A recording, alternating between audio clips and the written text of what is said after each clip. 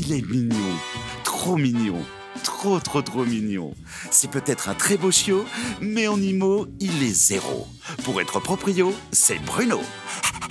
Waf. Bonjour à toutes et bonjour à tous, bienvenue dans Proprio à tout prix, votre magazine de l'immobilier, le samedi à 11h10 sur Sister. Aujourd'hui, avec nos experts présents en plateau, on a décidé de s'attaquer aux petits espaces. Avec la sobriété énergétique, avec la flambée des prix, les tiny house ne seraient-elles pas la solution de l'avenir? Comment aménager un petit espace dans les grandes villes, les petits studios où on est engoncé? Est-ce qu'il n'y a pas des astuces que vous devez connaître pour pouvoir habiter dans un petit espace? Nos experts sont en place, on y va tout de suite.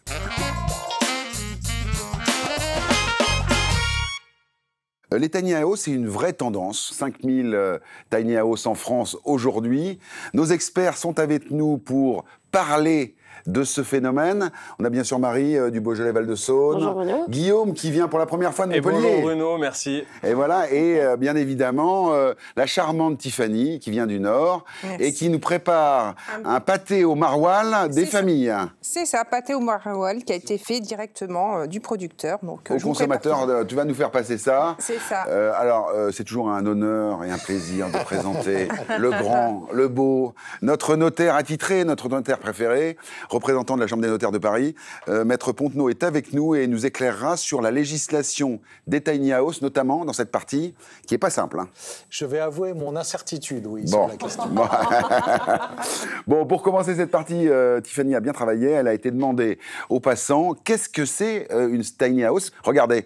Oui, c'est les petites maisonnettes. Enfin, je ne sais pas si c'est les conteneurs ou mais en tout cas les petites maisons, en effet. Pour moi, c'est des toutes petites maisons qu'on peut transporter et déplacer facilement. Comme ça, on peut les emmener où on veut. Ce sont les petites maisons en Amérique, je crois, ou qu'on trouve maintenant un peu en Europe, qui peuvent servir de résidence secondaire. C'est ça? Il y a beaucoup de tiny house aux États-Unis. C'est très pratique, je trouve. Et construire beaucoup de variétés de tiny house parce que c'est beaucoup plus affordable. Est-ce que vous en achèteriez? En tout cas, c'est pas dans mes projets. Non, c'est trop petit. Il n'y a pas assez de place pour moi. Je trouve ça chouette, ça peut être pas mal, ça peut être un bon investissement. C'est très joli, mais je saurais pas y habiter, je suis claustrophobe. Moi, j'ai besoin d'espace et que toute ma famille ait vraiment chacun son espace. Si l'opportunité se présenterait, je dirais pas non. Eh ben, ils savent, hein, quand même. Grande surprise. Je m'attendais à avoir des noms et en fait, toutes les personnes savaient ce que c'était une tiny house. Une tiny house, tiny house. Fais-moi goûter le maroilles plutôt, là, parce que le pâté au maroilles, c'est bien gentil, mais... Par contre, ils parlent tous de petits logements, alors que c'est pas plus petit qu'un studio à Paris. On est entre 15 et 48 mètres carrés. Alors, pas plus petit, mais originellement, justement, la tiny house prône un mode de vie minimaliste. C'est originaire donc des États-Unis, comme ils ont pu le dire d'ailleurs au reportage. Et oui, c'est un mode de vie minimaliste avec des petits espaces et une petite consommation énergétique. Donc, c'est ça. C'est peut-être pour ça. Et écologique. Bon, on va regarder, grâce à des images qui nous ont été prêtées par la chaîne Gulli, les tiny house font les beaux jours de cette chaîne. On voit effectivement à quoi ça ressemble une tiny house en construction ou même déjà aménagée. C'est toujours très bien optimisé. Hein. Alors elles sont très souvent livrées déjà montées. En fait, elles arrivent sur des convois exceptionnels avec une grue et directement posées. Ça a l'air d'être assez grand finalement. Hein. Oui, alors après, ça peut être petit. Il faut savoir que du coup, normalement, c'est un convoi exceptionnel, comme tu disais tout à l'heure. Mais par contre, on peut le transporter nous-mêmes si ça fait inférieur à 3,5 tonnes et que ça mesure 2,55 m au maximum. Ouais. Donc, on pourrait le transporter par nous-mêmes. Alors, j'ai vu en Nouvelle-Zélande qu'il y avait une famille de 4 personnes qui vivaient dans une tiny house de 8 mètres carrés. Wow, là, on est tranquille. Là. C'est optimisé. Là, on est sur l'optimisation totale, hein, on est d'accord. Il dort ma cat. Hein. Non, les enfants sont dans le placard. Bon, alors, quid des tiny house en France? C'est ça qui nous intéresse. Est-ce que ça peut être une bonne opportunité pour vous qui nous regardez? Et j'ai envie de me retourner vers Alison, notre investisseuse favorite sur les réseaux sociaux. Qu'est-ce que tu penses de ce phénomène en tant qu'investisseuse et peut-être même en tant qu'utilisatrice potentielle? Alors, je me suis dit, OK, à quel moment c'est rentable pour une personne d'investir dans ce genre de logement? Et il y a plein de cas où, en fait, c'est presque une évidence. Ça veut dire, lorsqu'on veut acheter, Parfois, on ne trouve pas un bien dans la zone où on recherche, ou alors on n'arrive pas à avoir de financement à hauteur du bien. Donc là, dans ce cas-là, il suffit parfois d'avoir un terrain non constructible pour pouvoir y mettre sa tiny house avec certains accords de la mairie. Ouais. On verra avec... Maître Pontenot, oui. Voilà, c'est ça. Et en fait, si vous voulez, vous achetez donc votre tiny house, vous la mettez sur votre terrain. Ça va vous coûter environ 50 000 € comme on l'a vu. Pour vous donner un exemple, dans la région de Metz, si vous achetez une tiny house, vous la mettez sur votre terrain, ça va vous coûter 50 000 €, alors que pour un appartement qui représente la même chose en termes de mètres carrés, vous allez être à peu près à 180 000. Ah oui. Donc, on n'est pas du tout sur le même montant. Et du coup, on a une rentabilité vraiment énorme. On peut aller sur des 30-40% lorsqu'on est en location saisonnière. Donc, ce qui est énorme. Par contre, pour moi, le gros point négatif, parce qu'il y en a un, c'est que ce genre de logement ne bénéficie pas de l'inflation, donc il ne prend pas de valeur avec le temps. Oui, et puis c'est du mobilier, c'est pas de l'immobilier. Exactement. Et d'ailleurs, du coup, ça peut s'acheter grâce à un crédit à la consommation que je recommande moyennement parce que ça coûte très cher un crédit à la consommation, mais plutôt que de ne pas acheter, il vaut mieux acheter avec un crédit à la consommation. Alison, toujours les bons conseils, mais alors attention. Moi, je voudrais rebondir. Le terrain non constructible. Ouais, moi, j'ai un cas particulier dans le Beaujolais. Un couple d'ingénieurs trentenaires pose une tiny house sur un terrain non constructible à l'orée d'un bois. Et ça fait 2 ans, donc ils n'ont pas pu témoigner parce qu'ils sont encore en procès. Ça fait 2 ans qu'ils sont en procès avec la mairie, puisque la mairie leur demande justement de quitter les lieux et d'enlever la tiny house. Ah oui, c'est ça. Voilà. Donc sur un terrain non constructible, c'est pas gagné. Oui, mais alors d'un autre côté, il y a des villes, par exemple Grande-Synthet dans le Nord, Le Mans, les éco-hameaux en Ardèche et dans le Var.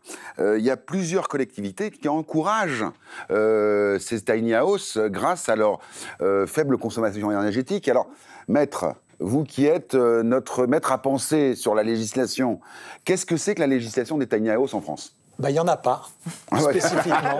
Au revoir, monsieur. Allez, à plus tard. Mais on essaie de la raccrocher, selon les circonstances, à une des législations qui existent. Ouais. Ça peut être soit la législation sur les véhicules, comme les caravanes, soit la législation sur les campings, pour les habitations légères de loisirs, soit la législation carrément des constructions, si on a une tiny house qui n'est plus mobile, qui est vraiment sédentarisée comme une maison qu'on aurait posée dans le terrain. Et on est toujours entre ces 3 législations.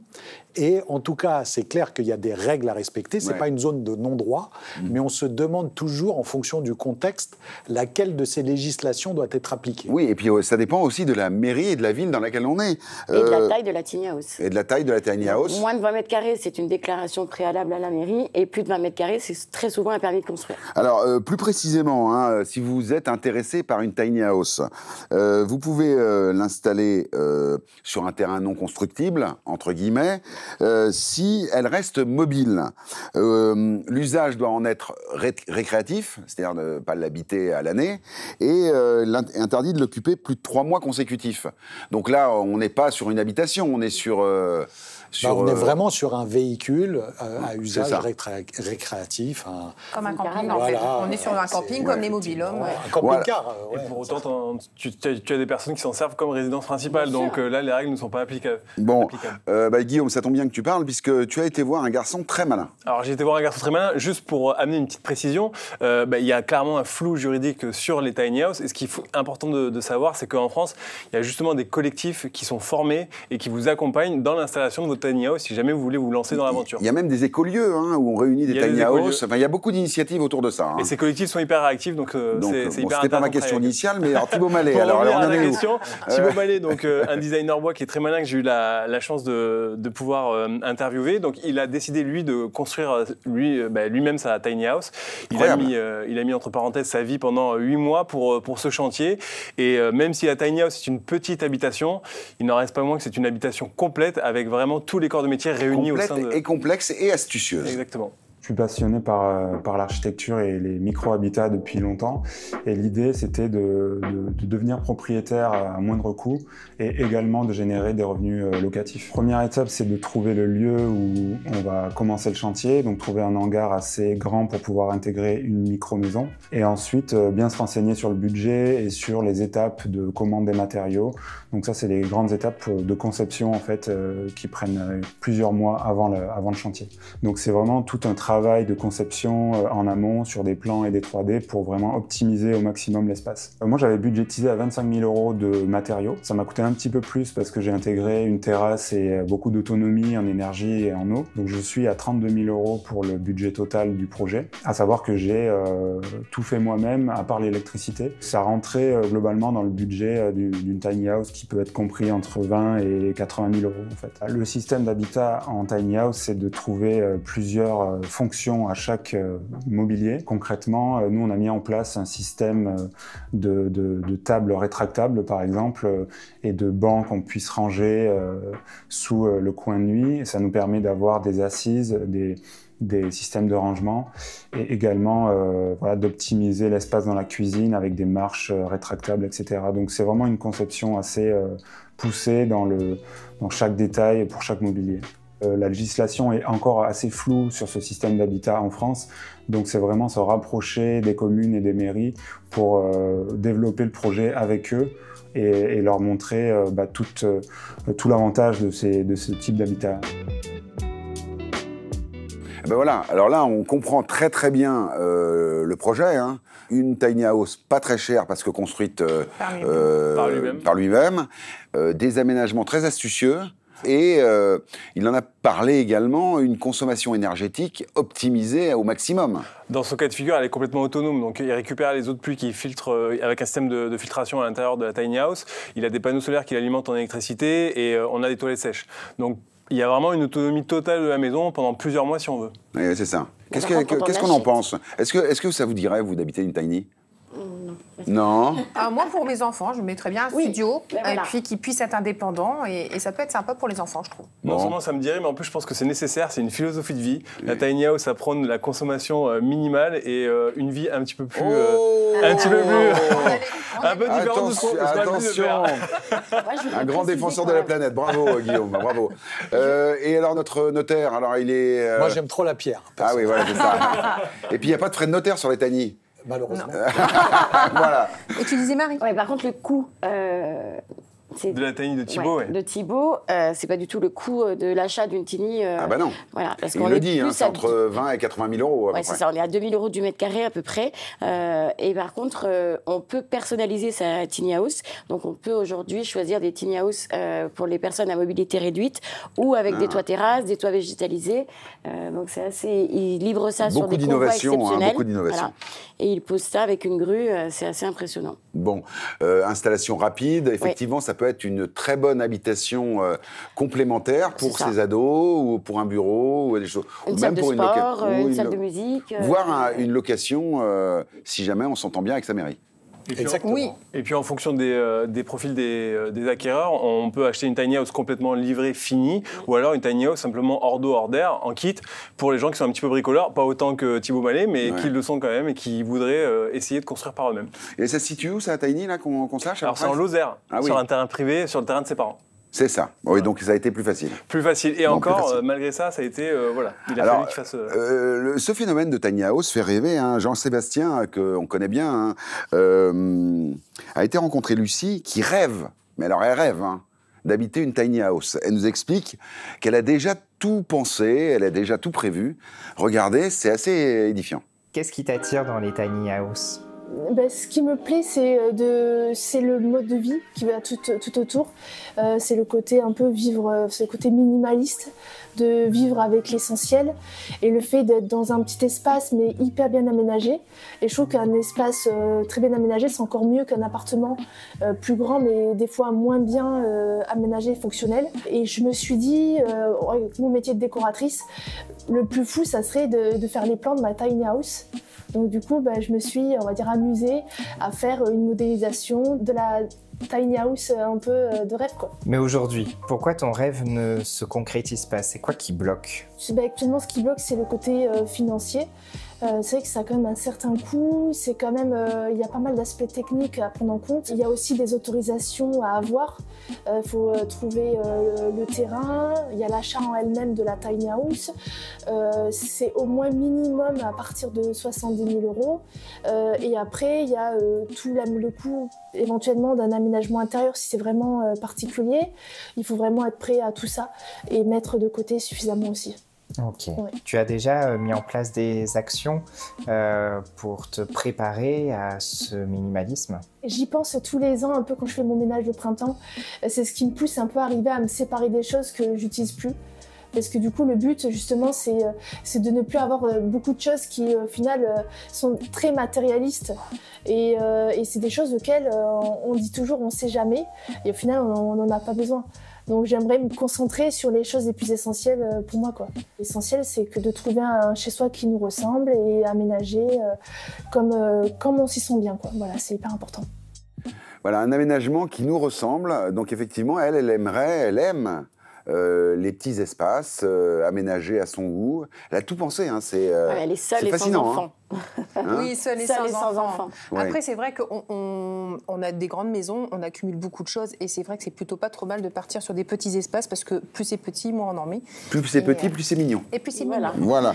Alors justement, Lucie, elle a un peu réalisé son rêve. On continue un peu cette interview parce que elle est fascinante, elle est vraiment touchante. Et donc, à défaut de tiny, comme on parle de petits espaces, elle a aménagé un van. Alors regardez, c'est aussi assez intéressant. Ça faisait depuis longtemps que je souhaitais avoir mon petit van pour me déplacer. Et du coup, ça m'est venu à l'idée. Je souhaitais faire un voyage en Europe. Ouais. Et c'est ce qui m'a aidé à franchir le pas, c'est de faire tout ce qui est l'aménagement intérieur. Donc comme je suis passionnée du coup, par la conception 3D, je me suis amusée à faire mon aménagement que j'aurais bien voulu avoir. Et après, tu l'as réellement fabriqué? Exactement. Et après, il y a aussi des erreurs à ne pas faire quand on aménage un petit véhicule, c'est que il faut faire attention avec l'homologation. Moi, pour ne pas avoir à faire tout ça, pour le gaz, j'ai mis un petit camping-gaz qui est démontable. Pour l'eau, c'est un jerrycan avec de la pression où on pompe. Et après, pour l'électricité, j'ai investi dans une petite batterie nomade, en fait. On peut accumuler de l'énergie, on le branche toute une nuit. Et puis ensuite, on peut brancher dessus un ordi ou alors une lampe torche. Pour l'isolant, j'ai acheté des plaques de liège que j'ai collées à l'intérieur. Donc le liège, c'est imputrescible, donc c'est évité pour tout ce qui est la moisissure. Par-dessus, j'ai mis des plaques de jeans reconditionnées. Par-dessus, du coup, j'ai mis du contreplaqué. Un peu plus fin, histoire de pouvoir faire les arrondis. Les fenêtres aussi, tu as trouvé une petite astuce pour faire des volets? Voilà, on fait de la récupération, c'est-à-dire que dans la plaque, au niveau des découpes, l'intérieur de la découpe au niveau des fenêtres, du coup, je l'ai conservé, ça permet d'occulter pour la nuit. Pour le toit, on a fait une petite ouverture pour avoir un petit vasistas avec une petite moustiquaire pour pouvoir aérer aussi, parce que c'est important. En comptant l'achat du véhicule, les réparations dessus, plus aménagement, c'est dans les milliers d'euros. Hein. Ouais, ben voilà. Alors là, c'est intéressant parce que, bon, on n'est pas dans la tiny house qui est l'objet de cette première partie, mais on voit bien les aménagements. Bon, il faut avouer que philosophiquement, on est plus un retour à la vie nomade quand on va habiter ce genre de...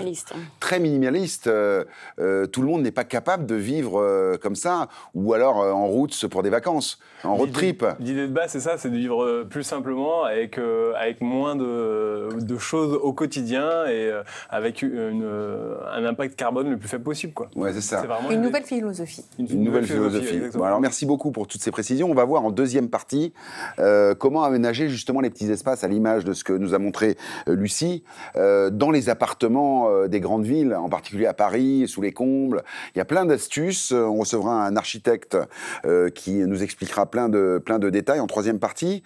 On aura également, je vous le rappelle, Maxime Banane, qui nous parlera de la banane de la semaine. Alors, est-ce que ce sera un petit espace? On ne sait pas encore, mais il nous réserve la surprise. En tout cas, Dorothée est allée enquêter pour nous donner encore, dans cette partie, une bonne vision de ce que c'est que la tiny house.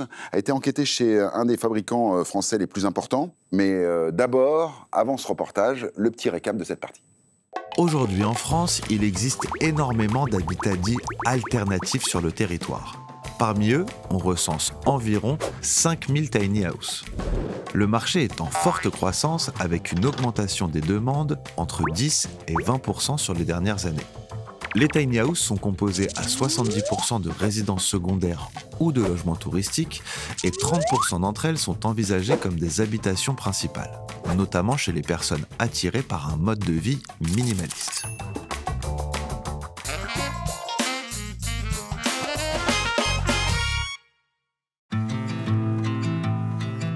Les tiny houses, c'est un habitat qui a émergé dans les débuts des années 2000 aux États-Unis.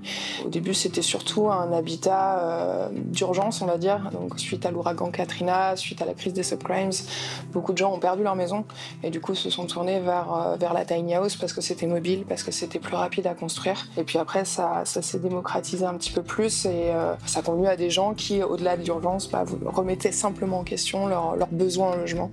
Ils se rendaient compte qu'ils n'avaient pas besoin de si grand pour vivre. Beaucoup de personnes qui viennent nous voir en font leur habitat principal. Presque 90% de nos clients et clientes justement y vivent à l'année. Le réel souhait de ces personnes, c'est de pouvoir vivre dans un habitat qui corresponde à leurs besoins, d'avoir une petite maison sur mesure avec aussi un faible impact environnemental. Et comment se passe le processus de commande, donc à partir du moment où vous rencontrez les clients jusqu'à ce qu'il y ait la remise des clés? Les clients et clientes, tout d'abord, viennent à un rendez-vous à l'atelier. Durant ce rendez-vous, on va lister leurs besoins et leurs goûts via ce qu'on appelle nous la liste d'ingrédients. Et cette fameuse liste va nous permettre de réaliser une 3D qu'on pourra leur proposer. Ensuite, on va continuer avec les plans d'exécution qui pourront ensuite aller à l'atelier pour la fabrication. Fabrication durant laquelle nos clients et clientes sont les bienvenus pour venir voir un petit peu l'évolution de leur projet. Et une fois la tiny terminée, du coup, on organise la livraison sur leur terrain. En moyenne, on va dire qu'entre le moment où on rencontre les personnes qui arrivent avec leur projet à l'atelier, où on va travailler la phase de conception, faire les plans techniques et puis faire toute la fabrication, il s'écoule environ 5-6 mois. Et dans une tiny house, est-ce qu'il y a tout le nécessaire pour pouvoir vivre confortablement? En fait, on a chacun fait notre tiny avant de créer l'entreprise Baluchon. Donc, on vit chacun dans nos tiny personnels. Et du coup, aujourd'hui, ça correspond tout à fait à nos besoins. Et je pense que comme dans tout type d'habitat, il y a des avantages et des inconvénients. Et ce qui est important, c'est que le choix qu'on fasse de l'habitat, qu'il soit X ou Y, nous convienne le mieux, donc qu'il y ait plus d'avantages que d'inconvénients. Mais ça va vraiment dépendre de chaque personne. Et la question qui va intéresser tout le monde, quel est le prix pour une tiny house? C'est vrai que le prix des tiny, ça peut pas être le même pour toutes les tiny. Ça dépend de comment elle est faite, avec quel matériau, avec quel degré de finition. Et nous, en moyenne, puisqu'on essaie justement de faire quelque chose de durable, d'esthétique, de fonctionnel, d'éco-responsable aussi, nos tiny vont avoisiner les 100 000 € sur un format de clé en main, on va dire assez classique, de 6 mètres. Et puis après, c'est du sur-mesure. Donc en fait, tout va dépendre des besoins en vie, peut-être parfois des envies loufoques des clients-clientes qui veulent une terrasse en étage, qui veulent installer une batterie ou je ne sais quel équipement dans leur maison. Donc le sur-mesure va pas mal conditionner le tarif, évidemment.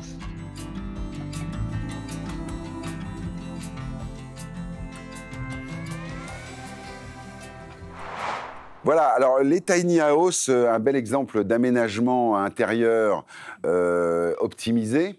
Alors, on le voit avec ce fabricant, les tiny house, ça peut monter en termes de prix. Et il faut être aussi adepte de yoga, en tailleur sur le canapé, pour pouvoir y habiter. Jean-Sébastien est avec nous, bien évidemment. Malika aussi, attention, qui revient en force et qui a plein de choses à nous dire. Ça c'est sûr, avec de la nouveauté surtout. Avec de la nouveauté. Michael de Marseille, toujours très pertinent. Je suis ravi d'être là. Très présent sur les réseaux sociaux, Michael et son acolyte Alexandre. Attention, ça cartonne, ça investit et ça conseille. Exactement. Et puis Catherine, Paris. Alors voilà, Catherine, Paris 18e en particulier. Oui. Alors justement, Catherine, on commence par toi. Tu as bien travaillé puisque tu as été interviewée. Paul Simiano, qui est entrepreneur et qui nous donne quelques astuces pour aménager les petits espaces. Alors voilà, toute petite cuisine. Celle-ci n'avait pas d'angle droit, donc on a mis les meubles en escalier. Ici, vous avez un réfrigérateur, un meuble coulissant, et puis un meuble sous évier dans lequel vous pouvez ranger casseroles et produits d'entretien. Ensuite, quand on n'a pas beaucoup de place, on peut mettre une plaque de 2 feux. Sur 2 feux, vous pouvez cuisiner beaucoup de recettes. L'évier, toujours pensez à avoir un robinet confortable. Pensez à avoir un petit égouttoir qui vous permette de remplir une bouteille ou une carafe. Vous avez certains distributeurs d'électroménager qui proposent des hottes micro-ondes et qui vous procure un éclairage supplémentaire.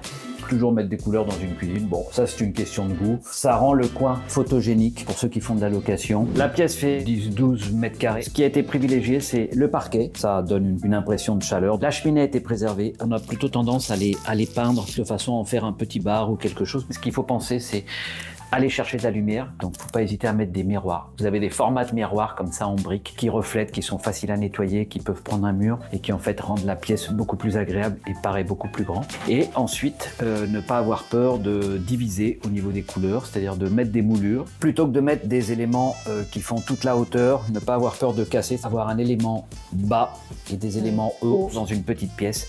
Toujours penser à avoir un endroit où vous pouvez écarter les bras comme ça, sans toucher. C'est-à-dire vous devez pouvoir tourner, vous devez pouvoir écarter les bras chez vous, même si votre pièce est toute petite. Alors les petites surfaces sont souvent plus chères au mètre carré à rénover que les grandes surfaces, parce qu'elles ont une cuisine, une petite salle d'eau qui sont les 2 installations les plus chères. Sur une petite surface inférieure à 25 mètres carrés, vous devez considérer que le budget nécessaire est un budget de 1000 à 1500 euros par mètre carré.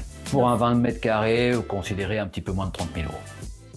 Ah, quand même, l'aménagement astucieux, ça coûte cher, hein, quand même. Ça coûte cher, mais enfin, vu le prix du mètre carré à Paris, ma foi, oui. Tout est relatif. Hein. Tout est relatif. Tout est relatif. Alors, il est incroyable, ce Paul. Hein. Oui, et il se met vraiment dans la peau, en fait, de la personne, voilà, puisqu'il dit, quand on est dans une petite surface, il faut être bien, il faut avoir son confort, et donc il fait vraiment tout pour que on soit dans son cocon. Il pense à tout, il est vraiment très bien, oui. Bon, quand on pense astuce, on pense bien évidemment à notre championne des réseaux sociaux, investisseuse de son état. Et je pense que pour une investisseuse comme toi, Alison, l'aménagement et l'optimisation de surface, c'est un point important de rentabilité. Ah bah, ça, c'est sûr, parce qu'en fait, un logement, ça va être tous ces petits points qui vont être mis en avant dans les annonces, qui vont faire la différence avec les autres. Donc, il ne faut pas hésiter aussi, lorsqu'on prend en photo le bien, à même, par exemple, s'il y a des marchepieds cachés dans la cuisine, coulissants, on les ouvre, on les prend en photo pour que les gens les voient. Et ensuite, ce que je voulais rajouter aussi sur les tiny house, ce qui se passe, donc on dit oui, c'est des petites surfaces, et en fait, c'est un gros avantage que ce soit des petites surfaces en investissement immobilier, car, et je conseille même, sans parler des tiny house, je conseille même ça en général, pour moi-même j'ai souvent ça, c'est d'acheter des petits logements, une chambre maximum ou des studios, parce que c'est là où on gagne le plus d'argent. Parce que si vous commencez à acheter des grands logements, la rentabilité est moindre, donc achetez des tiny house. D'accord, il y a une relation directe entre la surface et la rentabilité. Alors, bien évidemment, tous les conseils, je dirais, d'aménagement et les services qu'on offre en tant qu'investisseur, bah, c'est du confort en plus pour quand on y habite.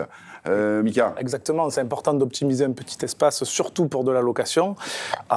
J'ai apprécié ce que tu viens de dire, c'est que par contre, il faut budgétiser et être réaliste dans sa rénovation avec la modularité qui va avec. Rénover à Paris à 10 000 euros du mètre carré, une studette de 10 mètres carrés avec des matériaux de qualité et modulables, c'est très bien. Ça a un sens. Ça a un sens. Le faire en province où le prix au mètre carré est très bas a beaucoup moins de sens. Et du coup, c'est à prendre en compte dans son choix d'investissement. Alors d'un autre côté, comme les mètres carrés sont moins chers en province, on peut prendre des plus grandes, on peut acheter plus grand et on est moins concerné par l'optimisation de surface. Jean-Sébastien.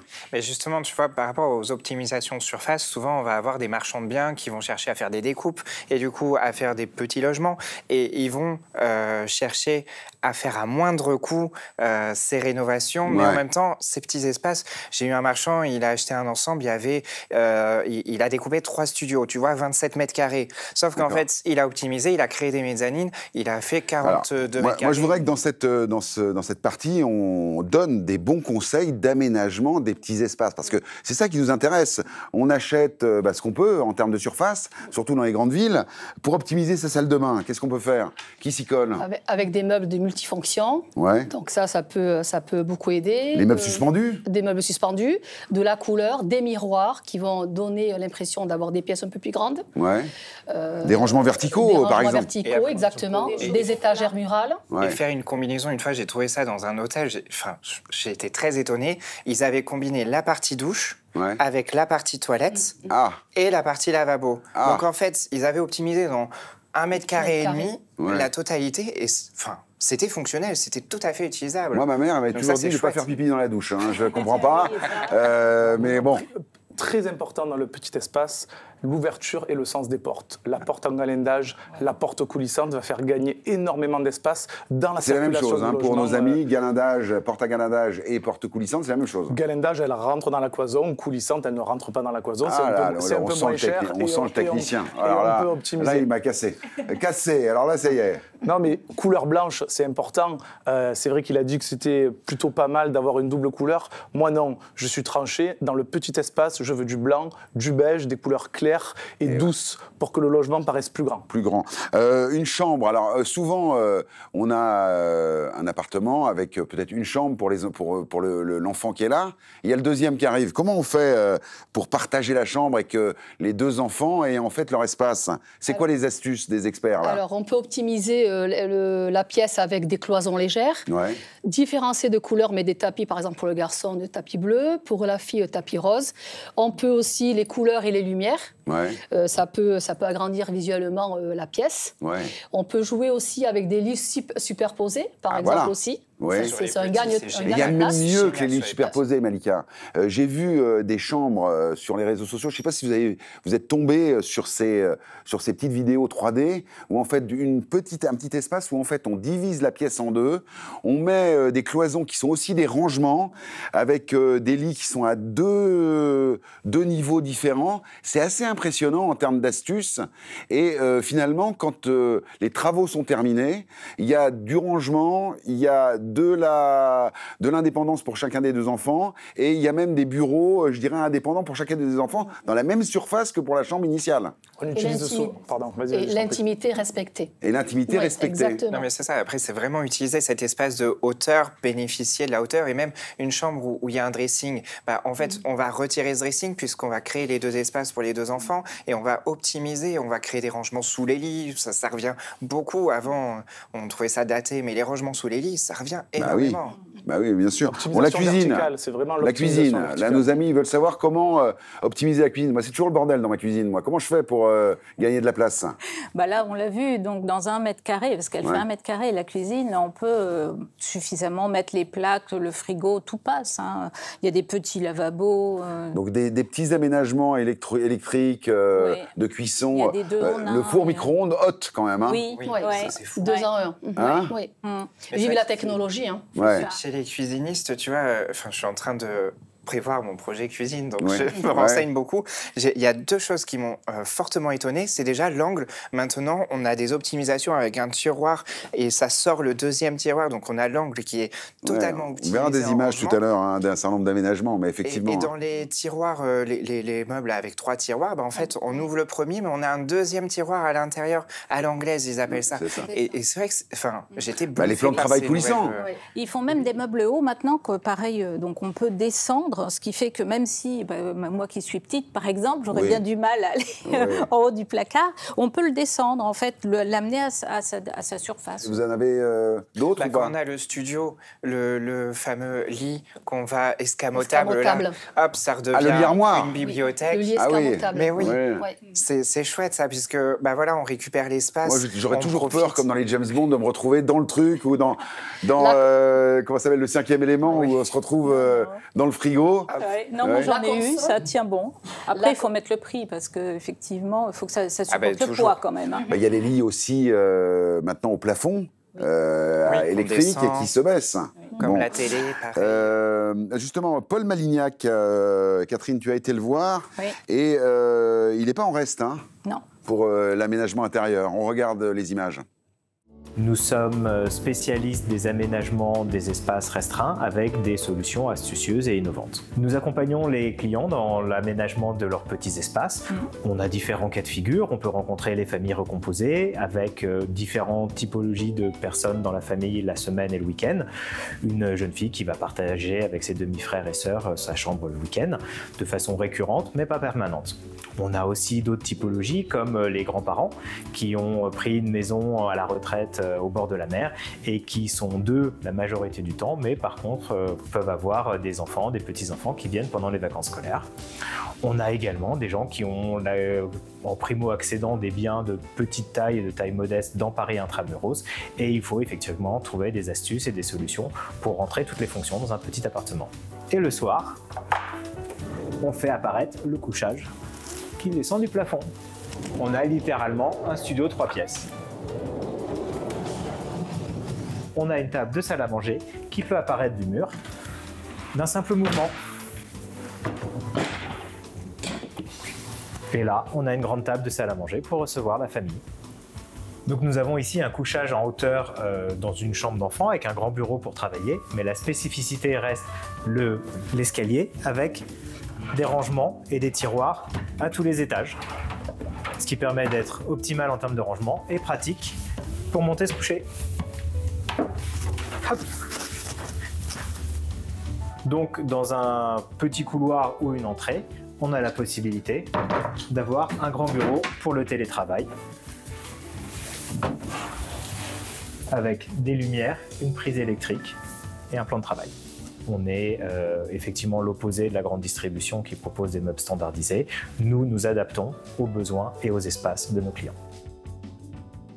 Et voilà, alors ça, c'est l'illustration parfaite de l'astuce qui va bien. Là, vous avez, vous qui nous regardez, là maintenant, plein d'idées pour des meubles multifonctions. Les lits qui montent, qui descendent, les armoires qui s'escamotent. Enfin, c'est très drôle à regarder. Il fait ça sur mesure. Et donc, on voit, par exemple, dans l'entrée, quand on voit que 2 mètres carrés à Paris, ça coûte 21 000. Parce que ça m'a l'air bien, là, mais combien ça coûte, toutes ces histoires-là la table qui devient en salle à manger d'1,80 m, il faut compter à peu près entre 790 € et 1 100 €. Ah oui, donc voilà. C'est très précis. 792, non ? Non.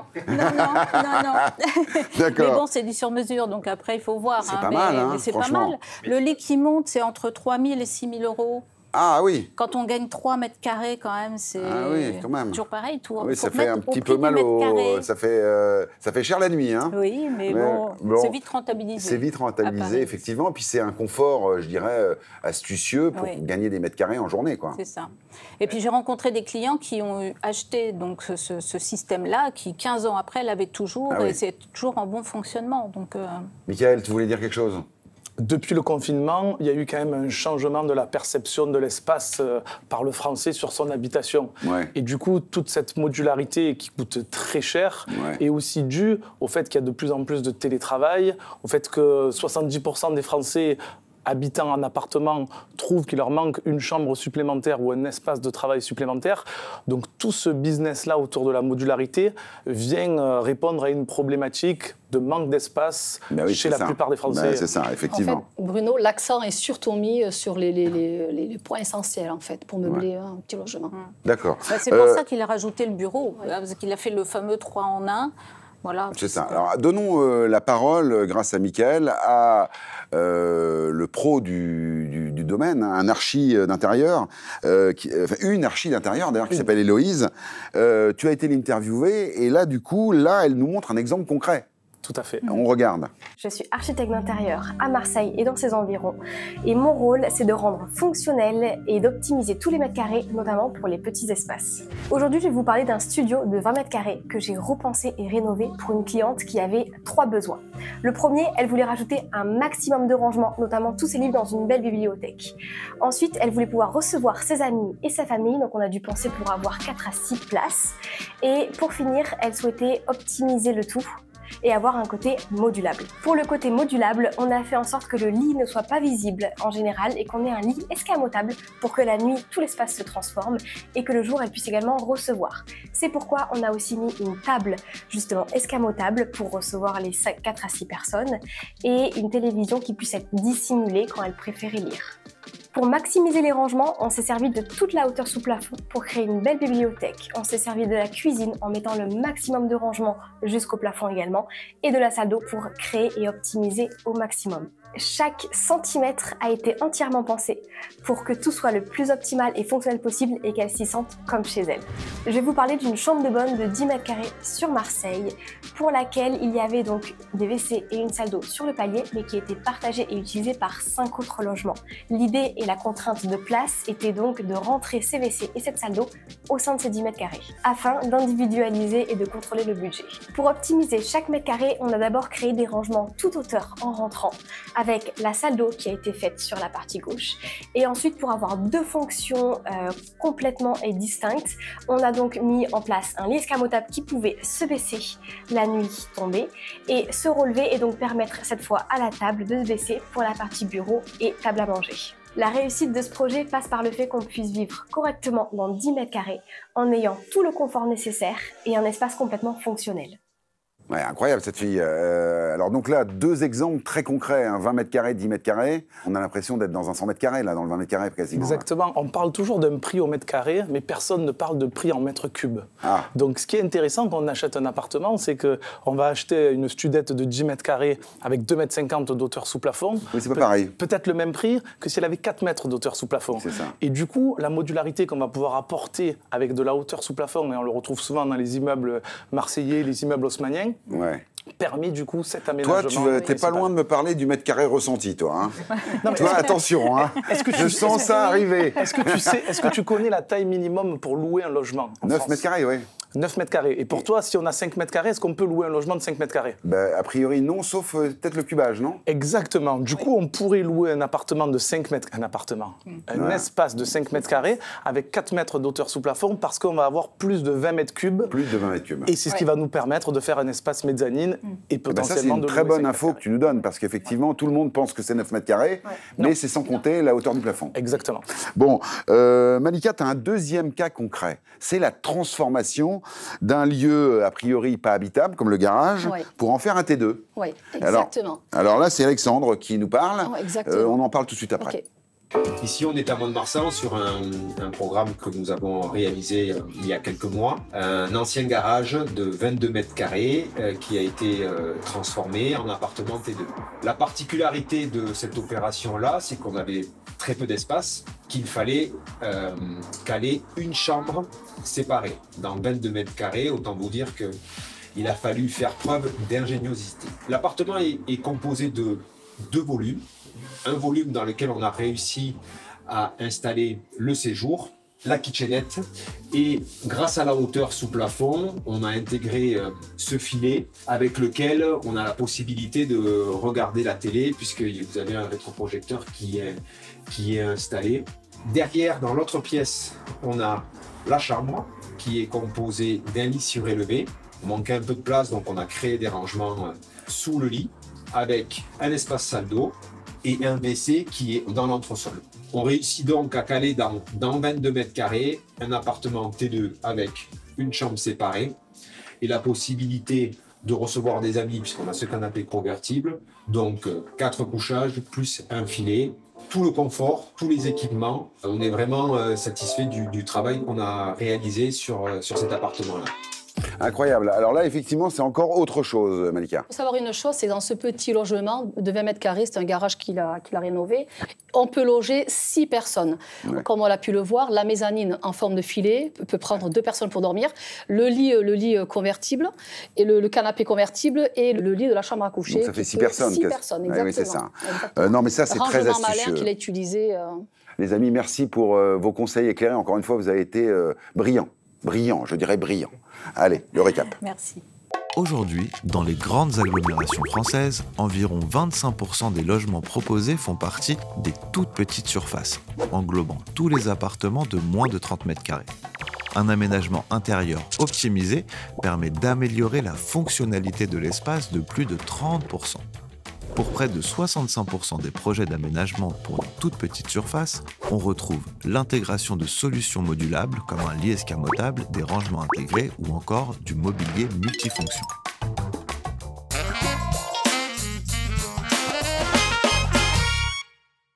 Quelle émission très riche d'enseignements, d'astuces pour aménager les petits espaces. C'est vrai que c'est une préoccupation dans cette crise du logement. Les espaces et les appartements sont de plus en plus petits dans les grandes villes et il faut faire preuve d'astuces et de bonnes pratiques. 3 experts nouveaux pour cette dernière partie. Bon, les meilleurs, on va dire. Comme ça, voilà. Catherine de Paris, Marie du Beaujolais-Val de Saône et Jean-Marie, le Nord à l'honneur. Bon, comme je vous l'avais annoncé, nous avons l'immense honneur de recevoir un architecte d'intérieur qui cartonne, qui est notre grand témoin de cette nouvelle partie. Il va nous donner des bonnes astuces. Anis Sedkaoui est avec nous. On commence tout de suite avec toi. Tu nous as amené des images d'espaces, de petites surfaces que tu as aménagées. Je propose qu'on les commente ensemble. Donc là, il s'agit de quoi ? Alors là, il s'agissait d'une loge de gardienne au rez-de-chaussée qui n'avait pas subi de travaux depuis au moins 40-50 ans, qui était entièrement dans son jus. Avec la chance qu'on avait, c'était une grande hauteur de plafond. Ah oui, on voit. Puisqu'on a réussi à casser le premier faux plafond, il y en avait un deuxième aussi, donc on avait une très très belle surprise. Et l'idée de ce projet-là, c'était de se dire, on va aménager 19 mètres carrés comme si c'était un appartement. Ah oui, c'est ça. Avec toutes les fonctionnalités, les commodités et surtout... On parle de quelle hauteur sous plafond à Nice pour cet appart ? Là, on parle de 3 mètres 20, 3 mètres 30. Ah oui, c'est ça. Donc pas de quoi faire à 2 niveaux, mais de quoi aménager... Trouver le bon ratio entre être sur son lit assis et puis être debout. Là, on a trouvé le juste milieu de façon à être assez à l'aise sur la On voit toutes les astuces, des choses escamotables. Alors voilà, cette penderie escamotable, coulissante, on l'a pris d'un trolley d'avion. L'idée, c'était ça, puisque l'endroit où on a besoin d'optimiser un maximum d'espace, c'est surtout les avions. Oui, bien sûr. Ouais. Donc on avait trouvé cette idée-là et on l'a adaptée dans l'agencement de ce projet-là. De ce projet-là. Voilà. C'est incroyable. Alors là, de la récup, du coup, là, presque. C'est la récup d'idées pour le Ah oui, vous l'avez refabriqué complètement. Exactement. D'accord. Sur la base sur le concept. Exactement. Est-ce que ça coûte cher d'aménager les petits espaces ? Parce qu'on s'adresse quand même à nos téléspectateurs qui investissent, je dirais, dans leur logement. Ils sont obligés de réduire leurs espaces avec l'augmentation des taux, avec tout ça. Et finalement, ils reprennent une douille pour aménager, pour que ça soit astucieux. Ou pas ? Alors, non, c'est pas une douille. On va dire, on apporte aux clients plutôt un confort de vie et des commodités. Et un art de vivre. Oui, j'ai compris. Donc, mais combien ça coûte, ça, à peu près ? Là, un projet comme ça, il faut compter entre 50 et 65 000 euros. Ah oui, c'est ça. Donc ça reste un budget quand même assez conséquent. Ça reste un bon budget. En revanche... Mais pour autant... Non, mais c'est sublime. Par contre, là, on optimise tous les mètres carrés. À raison entre 9 et 11 000 euros du mètre carré, je pense que c'est un bon investissement aussi pour la personne qui a le bien. Oui. Alors, on le dit quand même, c'est que, mis à part dans des villes où, effectivement, il y a des prix au mètre carré qui sont assez élevés, en général, à la revente, quand vous faites des travaux de cette nature, c'est très compliqué de récupérer le prix de ces travaux. Tout à fait. Le prix au mètre carré reste le prix au mètre carré. On fait ces travaux pour son utilisation personnelle. Je parle aux experts, je ne sais pas ce que vous en pensez, mais... ça doit être bien agencé, mais ça ne change rien. Le prix au mètre carré restera. Voilà, exactement, et ça ne change... Non. C'est vrai que c'est ce qu'on dit souvent aux clients, c'est-à-dire qu'on a des idées reçues sur si je mets 50 ou 100 000 euros, est-ce que je pourrais les rajouter sur le prix de vente ? Mais non, ça ne marche pas comme ça, malheureusement. Ça marche pas. En revanche, on crée des coups de cœur, on crée des biens d'exception, et effectivement, pour le coup, c'est beaucoup plus facile à revendre, des biens qui ont tout. C'est ça. Voilà, c'est très facile à vendre pour le coup. Mais c'est joli, quand c'est joliment aménagé, moi j'ai vendu un appartement de 17 mètres carrés à Villeurbanne, 170 000 euros. Alors qu'on est 2 fois plus cher que le prix moyen du mètre carré. Mais par contre, c'était joliment aménagé. Le lit était en mezzanine. Et puis après, il y et la pièce de vie. Mais ça, c'est l'effet télé. Ils ont dit, Marie me le propose. Ça y est, je suis obligé de l'acheter. Oui.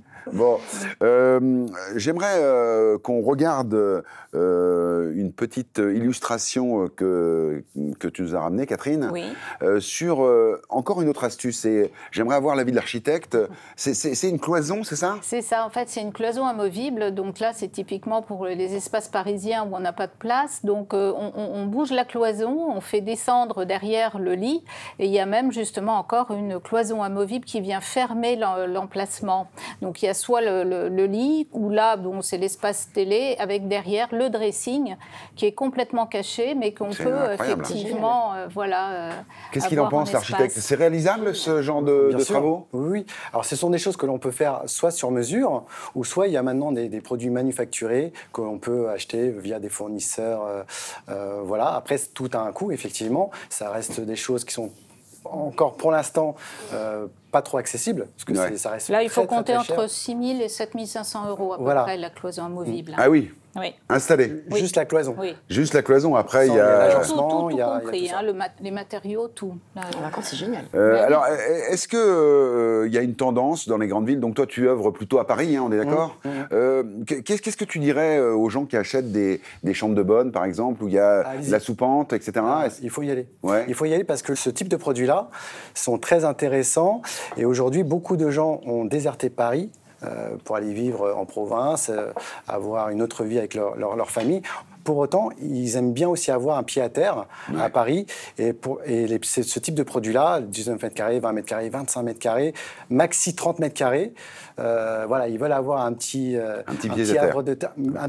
pied à terre qui correspond à une chambre d'hôtel de 3 étoiles. Alors moi, je vais me retourner vers notre maître à tous. Celui que toute la télévision nous envie. Il s'agit du notaire Olivier Pontenot. Bonjour Olivier. Donc on aimerait savoir quand même, sous ton œil éclairé, si effectivement il y a des spécificités, je dirais réglementaires sur les petites surfaces, notamment par exemple les chambres sous comble ou des aménagements. Quelles sont les précautions à prendre quand on conseille, toi en tant que notaire, les clients? Oui, il faut vraiment conseiller les investisseurs là-dessus parce que déjà on investit dans des copropriétés qui ont des règlements de copropriété qu'il faut lire attentivement pour voir si déjà on a le droit d'en faire une habitation permanente. C'est pas toujours le cas. Donc un grenier ou une surface sous pente, c'est pas forcément... C'est pas forcément un local d'habitation. Et donc ça, on peut avoir des problèmes avec le syndic ou avec des voisins qui vont pas trop apprécier ce voisinage. Mais il n'y a pas des petites enveloppes pour aider les gens un petit peu? Je n'en ai jamais vu de ma carrière. Bon, d'accord. Mais ça se pratique, on est d'accord. Je ne sais pas. Ah, bah d'accord, il ne se mouillera pas. Bon, et donc, une fois qu'on a obtenu l'autorisation de la copropriété, à ce moment-là, on peut transformer. On peut transformer, mais il faut respecter des réglementations publiques. Il y a déjà des réglementations, on en a parlé dans la partie précédente, sur la décence, la surface, le volume. Et il y a aussi éventuellement des fois des changements de destination à obtenir si on était dans un local qui n'était pas de l'habitation auparavant. On a vu tout à l'heure un garage transformé en habitation. Ça, il faut un permis de construire ou une déclaration préalable pour pouvoir le faire. Alors, c'est quoi, précisément, quand faut-il demander une déclaration préalable et quand faut-il demander un permis de construire? C'est quoi les règles? Alors, quand on veut changer d'un autre usage en habitation, et en dessous de 20 mètres carrés, ça va être une déclaration préalable. Une simple déclaration? Voilà, même pour plus de 20 mètres carrés, ça n'est un permis que dans certaines zones bien spécifiques. Donc souvent, une déclaration préalable va suffire pour le transformer en habitation du point de vue... D'accord. Alors, quelles sont les conséquences fiscales quand on agrandit son logement, par exemple, et qu'on transforme, comme on l'a vu en deuxième partie avec Malika? C'est souvent une transformation, une augmentation de la taxe foncière. Ah voilà, c'est ça. Qui va passer d'un petit local de stockage de peut-être quelques dizaines d'euros. Non habitable, donc? Non habitable, à quelque chose de plusieurs centaines d'euros. C'est ça. Annuel. Bon, et toujours extraordinairement précis, notre maître Pontenot à nous, le pensionnaire, représentant de la Chambre des notaires. Vous en pensez quoi de tout ça, de ces réglementations, de ces aménagements intérieurs? Est-ce qu'il y a des précautions à prendre? Vous, en tant qu'expert, vous conseillez quoi? En cas de revente, il faut absolument effectivement vérifier quand il y a eu un changement de destination, parce que très souvent aujourd'hui, on a des garages qui sont transformés en suite parentale, et les propriétaires ont fait ça sans aucune autorisation. Aïe. Et le jour où on passe chez le notaire, ça bloque. Ça bloque. Des exemples, Jean-Marie? Nous, on en avait eu avec des exemples sur un logement où il y avait justement le garage avait, comme tu disais, aucune demande. Il y a des vérandas, ça arrive souvent aussi, où on n'a aucune demande. Et forcément, il faut faire les demandes avant de mettre en vente, parce que des fois, les mairies sont assez larges là-dessus quand même. Bon, l'architecte a aussi une vision, en quelque sorte, de l'aménagement d'espace.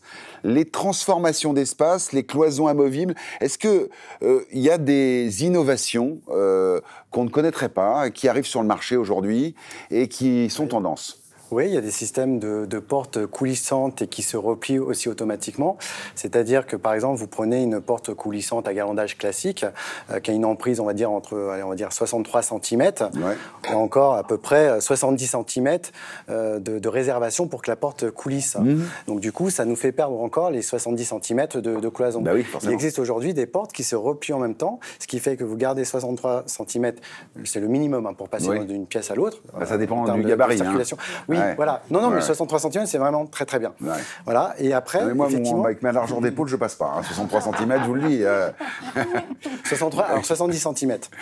Et ensuite, effectivement, le fait que ça se replie, du coup, on divise l'espace en deux, ce qui nous permet de pouvoir optimiser encore à peu près 35 cm de cloison. Et dans un petit espace, que ce soit 35 cm, même 20 cm, c'est énorme en termes d'espace. Merci beaucoup, Anis. Je propose dans cette partie de regarder les questions de nos téléspectateurs. Vous posez vos questions sur vos questions à Proprio à tout prix et on y répond.